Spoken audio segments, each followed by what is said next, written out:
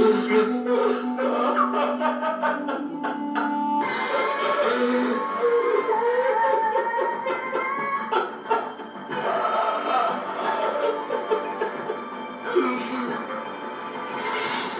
రోజులని ఏడుస్తావు?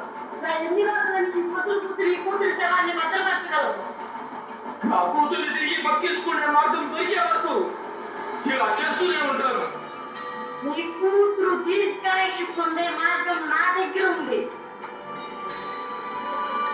81 బిడ్డలు కాని 11 మందిని నిశ్చల శరీరం ముందు మృత్యుకాలికాంబ బలి ఇస్తే నిశ్చల శరీరం చలనత్వం పొందును.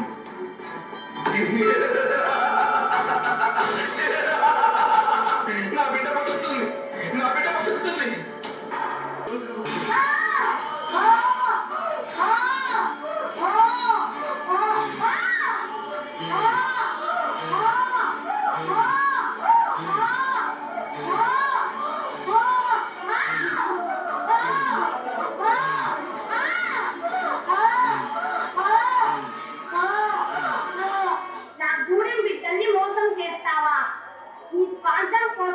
వారసత్వాన్ని చంపుతావా?